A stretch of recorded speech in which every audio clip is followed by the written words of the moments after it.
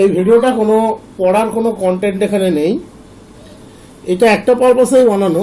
তোমরা কয়েকদিন থেকে বেশ কয়েকজন মেসেজ করেছো যে পিএসসি অ্যাসিস্ট্যান্ট মাস্টার বা মিস্ট্রেসের জন্য পড়ানো যায় কিনা। এইটা নিয়ে কয়েকটা কথা জাস্ট একটু বলে দিচ্ছি।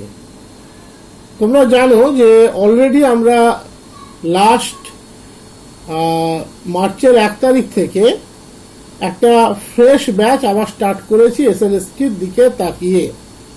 ফ্রেশ ব্যাচ একদম এসএলএসটির দিকে তাকিয়ে, নেক্সট এসএলএসটি যেটা হবে সেটার দিকে তাকিয়ে। এবং তাতে আমরা 9, 10, 11, 12 দুটোরই চিন্তা ভাবনা রেখেছি। 9, 10-এর সিলেবাসটাকে প্রথমে কভার করা হচ্ছে, সপ্তাহে 2 দিন ক্লাস হচ্ছে, একটা সোমবার একটা শনিবার, আর একটি দিন প্র্যাকটিস করানো হচ্ছে, সেটা হচ্ছে রবিবার। প্র্যাকটিসটা শুধুমাত্র নেক্সট এসএলএসটিতে ফ্রেশ যে 160 জন মতো অ্যাডমিশন নিয়েছে তাদের জন্য নয়, এটা সেই পুরনো স্টুডেন্টগুলোর জন্য যারা অলরেডি থিওরিটিক্যাল কোর্সটা আগের মাদ্রাসা সার্ভিস পরীক্ষার আগে কমপ্লিট করেছে তাদের জন্য। সেখানে সবাই এনরোল্ড আছে। পিএসসির জন্য আলাদা কোনো ব্যাচ এই মুহূর্তে করছি না বা করার প্রয়োজনও নেই। কেন নেই সেটা বলার জন্য এই ভিডিওটা আমি বানিয়ে দিলাম।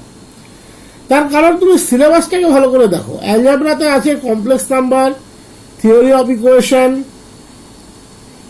Determinant matrix, inequality.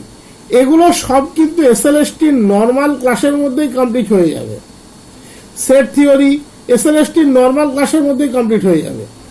ভেক্টর, হ্যাঁ বুলিয়ান অ্যালজেব্রাটা আলাদা করে করানোর দরকার হতে পারে। ভেক্টর কমপ্লিট হয়ে যাবে। ক্যালকুলাস, ডিফারেন্সিয়াল ক্যালকুলাসের মধ্যে আছে sequence, series, limit, continuity, differentiability, successive derivative, Rolle's, mean value. Normal SLST সিলেবাসে কমপ্লিট হয়ে যাবে। Integral calculus, indefinite, definite, definite integral as a sum, limit of sum, beta gamma function. Beta gamma ফাংশনটা 9, 10 সিলেবাসে নেই, 11, 12 আছে। এই পার্টটা আমাদেরকে আলাদা করে করাতে হচ্ছে। অ্যাপ্লিকেশন অফ ক্যালকুলাস এটা অলরেডি কমপ্লিটেড। এইখান থেকে পেডাল ইকুয়েশন অবধি এই পোর্শনটা অলরেডি আমি কমপ্লিট করে দিয়েছি।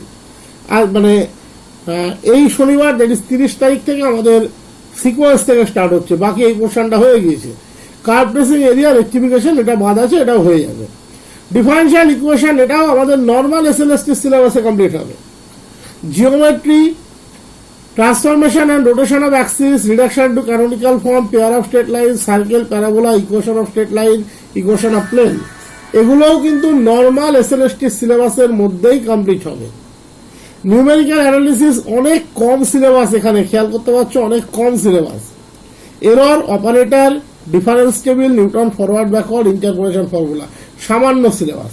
প্রবাবিলিটি যেটুকু আছে সামান্য সিলেবাস, নর্মাল এসএলএসটিতে কমপ্লিট হবে। ডাইনামিক্সও একই রকম। তবে এইটার জন্য আমরা আলাদা কোনো ব্যাচ কিন্তু করছি না, এইটাই তোমাদেরকে জানানো। তোমরা যারা এসএলএসটির জন্য এনরোল করতে চাও এখনো এনরোল করতে পারো।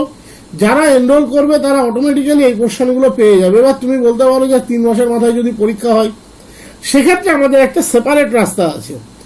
এই যে টপিকগুলো, এর উপরে তো আমরা অলরেডি একটা এসএলএসটি কমপ্লিট করেছি। তার যে সমস্ত ভিডিওগুলো অলরেডি রেকর্ডেড এবং আমাদের টিচমিন্টের ক্লাসে আছে, যারা পিএসসির জন্য ইমিডিয়েট 3-4 মাসের মধ্যে সিলেবাস কভার চাইছো তারা এনরোল করতেই পারো। তারা সেখান থেকে সমস্ত কিছু পেয়ে যাবে, কোনো অসুবিধা কিছু হবে না।